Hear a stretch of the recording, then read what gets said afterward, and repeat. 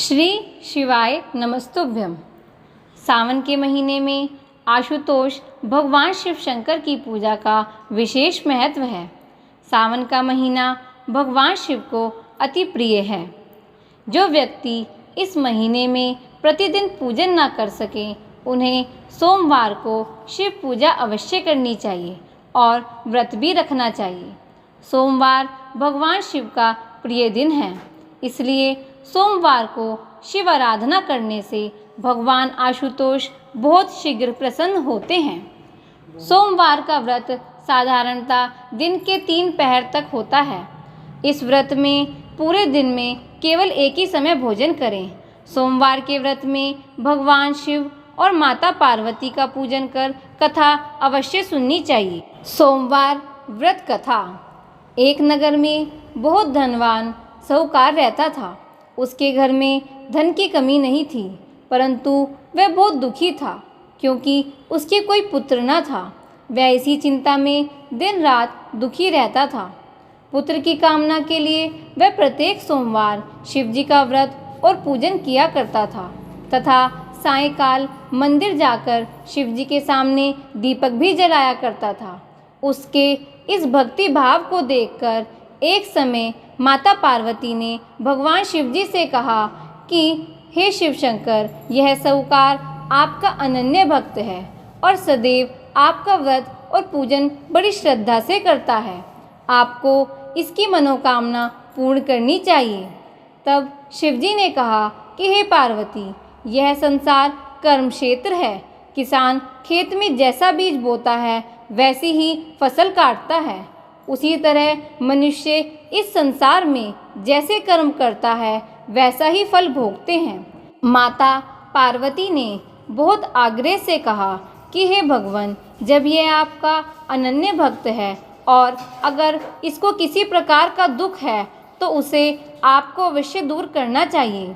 आप तो सदैव अपने भक्तों पर दयालु होते हैं और उनके दुखों को भी दूर करते हैं। यदि आप ऐसा नहीं करेंगे तो मनुष्य आपका पूजन और व्रत क्यों करेंगे? माता पार्वती का ऐसा आग्रह देखकर भगवान शिव कहने लगे कि हे पार्वती, इसके कोई पुत्र नहीं है। इसी चिंता में यह अति दुखी रहता है। इसके भाग्य में पुत्र ना होने पर भी मैं इसको पुत्र की प्राप्ति का वर देता हूँ, परंतु वह पुत्र केवल 12 वर्ष तक ही जीवित रहेगा। इसके पश्चात वह मृत्यु को प्राप्त हो जाएगा। इससे अधिक मैं इसके लिए कुछ नहीं कर सकता। माता पार्वती और भगवान शिव का यह वार्तालाप साहूकार सुन रहा था। इससे उसको ना तो कुछ प्रसन्नता हुई और ना ही कुछ दुख हुआ। वह पहले की तरह ही शिव जी का व्रत और पूजन करता रहा। कुछ समय बाद साहूकार की स्त्री गर्भवती हुई और 10वें महीने में उसके गर्भ से अति सुंदर पुत्र उत्पन्न हुआ। साहूकार के घर में बहुत खुशियां मनाई गई, परंतु साहूकार तो यह जानता था कि उसकी केवल 12 वर्ष की आयु है, इसलिए उसने अधिक प्रसन्नता प्रकट नहीं की और ना ही किसी को यह भेद बताया। जब वह बालक 11 वर्ष का हो गया तो बालक की माता ने उसके पिता से उसका विवाह करने के लिए कहा। साहूकार ने कहा, अभी मैं इसका विवाह नहीं करूँगा, मैं अपने पुत्र को काशी पढ़ने के लिए भेजूँगा। साहूकार ने बालक के मामा को बुलाकर उसको बहुत सा धन देकर कहा कि तुम इस बालक को काशी पढ़ने के लिए ले जाओ और रास्ते में जिस स्थान पर भी जाओ, यज्ञ और ब्राह्मणों को भोजन कराते तथा दक्षिणा देते हुए जाना। दोनों मामा भांजे यज्ञ करते और ब्राह्मणों को भोजन कराते दक्षिणा देते काशी की ओर चल पड़े। रास्ते में उनको एक शहर पड़ा। उस शहर में राजा की कन्या का विवाह था, परंतु जो राजकुमार विवाह कराने के लिए आया था वह एक आंख से काना था। उसके पिता राजा को इस बात की बड़ी चिंता थी कि कहीं राजकुमार को देखकर राजकुमारी तथा उसके माता पिता विवाह में किसी प्रकार की अड़चन न पैदा करें। जब उसने अति सुंदर सेठ के लड़के को देखा तो राजा के मन में विचार आया कि क्यों ना मैं इस समय इस लड़के से वर का काम चला लूं। ऐसा मन में विचार कर राजकुमार के पिता ने उस लड़के और मामा से बात की। वे राजी हो गए। फिर उस साहूकार के लड़के को वर के कपड़े पहनाकर तथा घोड़ी पर बिठाकर कन्या के द्वार पर ले गए। सभी कार्य प्रसन्नता से पूर्ण हो गई। राजकुमार के पिता ने सोचा कि यदि विवाह कार्य भी इसी साहूकार के लड़के से करा लिया जाए तो क्या बुराई है। ऐसा विचार कर लड़के और उसके मामा से कहा, यदि आप फेरों और कन्यादान के काम को भी करा दें तो आपकी बड़ी कृपा होगी। मैं इसके बदले आपको बहुत सा दंड दूंगा। दोनों ने इस बात को स्वीकार कर लिया और विवाह कार्य भी बहुत अच्छी तरह संपन्न हो गया। सेठ का पुत्र जिस समय जाने लगा तो उसने राजकुमारी की चुन्नी के पल्ले पर लिख दिया कि तेरा विवाह मेरे साथ हुआ है, परंतु जिस राजकुमार के साथ तुझको भेजेंगे वह एक आंख से काना है। मैं काशी जी पढ़ने जा रहा हूँ। सेठ के लड़के के जाने के पश्चात राजकुमारी ने जब अपनी चुन्नी पर ऐसा लिखा हुआ पाया तो उसने काने राजकुमार के साथ जाने से मना कर दिया। उसने अपने माता पिता को सारी बात बता दी और कहा कि यह मेरा पति नहीं है, मेरा विवाह इसके साथ नहीं हुआ। जिससे मेरा विवाह हुआ है वह तो काशी जी पढ़ने गया है। राजकुमारी की बात सुनकर माता पिता ने कन्या को विदा नहीं किया और बारात वापस चली गई। उधर सेठ का लड़का और उसका मामा काशी जी पहुंच गए थे। वहां जाकर उन्होंने यज्ञ करना और लड़के को पढ़ाना शुरू कर दिया। जिस दिन लड़के की आयु 12 साल की हुई उस दिन उन्होंने यज्ञ रचा रखा था।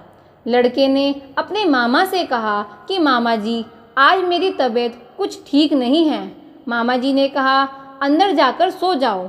लड़का अंदर जाकर सो गया और थोड़ी देर में उसके प्राण निकल गए। जब उसके मामा ने आकर देखा कि उसका भांजा मृत पड़ा है तो उसको बड़ा दुख हुआ। उसने सोचा कि अगर मैं अभी रोना पीटना मचा दूं तो यज्ञ कार्य अधूरा रह जाएगा। उसने जल्दी से यज्ञ का कार्य समाप्त किया और ब्राह्मणों के जाने के बाद रोना पीटना शुरू कर दिया। संयोगवश उसी समय शिव पार्वती जी उधर से जा रहे थे। उन्होंने जोर जोर से रोने की आवाज़ सुनी तो माता पार्वती कहने लगी कि हे शिव शंकर, कोई दुखिया रो रहा है, इसके कष्ट को दूर कीजिए। जब भगवान शिव और माता पार्वती वहां पहुंचे तो उन्होंने देखा कि वहां एक लड़का मृत पड़ा था। माता पार्वती कहने लगी कि महाराज, यह तो उसी सेठ का लड़का है जो आपके वरदान से उत्पन्न हुआ था। शिवजी ने कहा, हे पार्वती, इसकी आयु इतनी ही थी, वह यह भोग चुका। तब पार्वती जी ने कहा कि हे महाराज, इस बालक को और आयु दो, नहीं तो इसके माता पिता तड़प तड़प कर मर जाएंगे। माता पार्वती के बार बार आग्रह करने पर शिवजी ने उसको जीवन का वरदान दिया। शिवजी की कृपा से वह लड़का जीवित हो गया। शिवजी और माता पार्वती कैलाश पर्वत को चले गए। शिक्षा पूर्ण होने के बाद जब वह लड़का और उसका मामा उसी प्रकार यज्ञ करते हुए ब्राह्मणों को भोजन कराते और दक्षिणा देते हुए अपने घर की ओर चल पड़े तो रास्ते में उसी शहर में आए जहां उस लड़के का वहां की राजकुमारी से विवाह हुआ था। वहां आकर उन्होंने यज्ञ आरंभ कर दिया। साहूकार के पुत्र को राजा ने पहचान लिया और महल में ले जाकर उसकी बहुत आवभगत की। बहुत ही दास दासियों के सहित आदर पूर्वक अपनी राजकुमारी और जमाई को विदा किया। जब वे अपने शहर के निकट आए तो मामा ने कहा कि मैं पहले तुम्हारे घर जाकर तुम्हारे माता पिता को खबर दे आता हूँ। जब उस लड़के का मामा घर पहुँचा तो लड़के के माता पिता घर की छत पर बैठे थे। उन्होंने यह प्रण रखा था कि यदि हमारा पुत्र सकुशल लौटा तो हम राजी खुशी नीचे आ जाएंगे, नहीं तो छत से गिरकर अपने प्राण त्याग देंगे। उस लड़के के मामा ने आकर जब ये समाचार दिया कि आपका पुत्र आ गया है तब उनको विश्वास नहीं हुआ। तब उसके मामा ने शपथ पूर्वक कहा कि आपका पुत्र अपनी पत्नी तथा बहुत सा धन साथ लेकर आया है। तो सेठ प्रसन्नता से भर उठा। सेठ और सेठानी आनंद पूर्वक नीचे आए। बाहर आकर उन्होंने अपने पुत्र तथा उसकी पत्नी का भरपूर स्वागत किया। सभी बड़ी प्रसन्नता के साथ रहने लगे। जो कोई सोमवार के व्रत को धारण करता है अथवा इस कथा को पढ़ता या सुनता है, उसके सब दुख दूर होकर उसकी समस्त मनोकामनाएं पूर्ण होती हैं तथा इस लोक में नाना प्रकार के सुख भोगकर अंत में वह सदाशिव के लोक को प्राप्त करता है। बोलिए शंकर भगवान की जय। ओम नमः शिवाय। श्री शिवाय नमस्तुभ्यं। हर हर महादेव शंभु काशी विश्वनाथ गंगे। ओम हर हर महादेव शंभु काशी विश्वनाथ गंगे। हर हर महा